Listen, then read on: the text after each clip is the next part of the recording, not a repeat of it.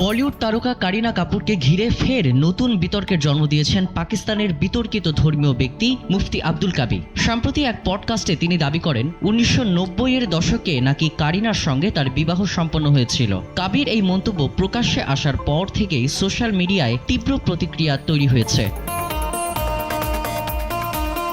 পডকাস্টে মুফতি কাবি বলেন, ধর্মীয় বিধান অনুযায়ী ভিন্ন ধর্মাবলম্বী ব্যক্তির সঙ্গে বিবাহ বৈধ হতে পারে যদি তারা কোনো ধর্মগ্রন্থের অনুসারী হন। তার দাবি, কারিনার সঙ্গে পরিচয় ঘটে প্রায় 1996 সালে। তখন কারিনার বয়স ছিল আনুমানিক 21 থেকে 23 বছর। তিনি আরও বলেন, তাদের সম্পর্ক 1999 সাল পর্যন্ত অব্যাহত ছিল এবং সেই সময়ের মধ্যেই নাকি তাদের মধ্যে বিবাহ সম্পন্ন হয়।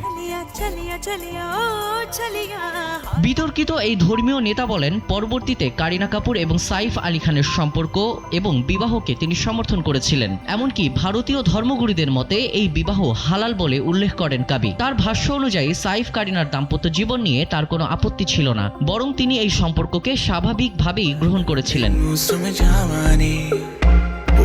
তার এই মন্তব্য প্রকাশে আসার পরই সামাজিক মাধ্যমে সমালোচনার ঝড় ওঠে। বহু নেটিজেন তার এই বক্তব্যের বৈধতা নিয়ে প্রশ্ন তোলেন। বিশেষ করে কারিনার বয়স ও তথাকথিত বিয়ের সময়সীমা নিয়ে অসঙ্গতি ধরা পড়ে। একজন লিখেছেন, কারিনা 1980 সালে জন্মেছেন আর আপনার হিসেবে নিকাহ হয়েছে 1996 সালে। অন্তত গল্পটা ঠিক রাখুন। আরেকজন মন্তব্য করেছেন, তিনি এতটাই অশ্লীল মন্তব্য করেন যে অন্যান্য মাওলানারা তাকে বহিষ্কার করেছিলেন।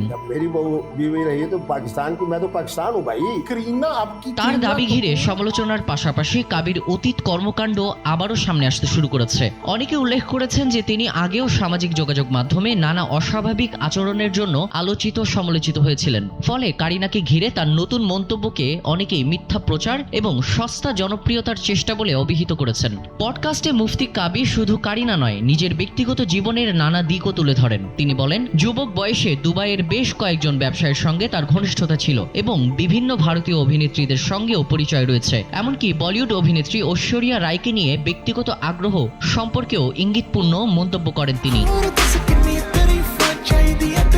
এদিকে কারিনা কাপুর খান এবং সাইফ আলী খানের পক্ষ থেকে এই বিষয়ে কোনো প্রতিক্রিয়া জানানো হয়নি। তবে সামাজিক মাধ্যমে নেটিজেনরা দাবি করেছেন কাবির এসব বক্তব্য ভিত্তিহীন এবং শুধুই বিতর্ক সৃষ্টি করার উদ্দেশ্যে করা হয়েছে। নতুন এই বিতর্কে কারিনা সাইফ জুটির ভক্তদের মধ্যেও ক্ষোভ বিরাজ করছে।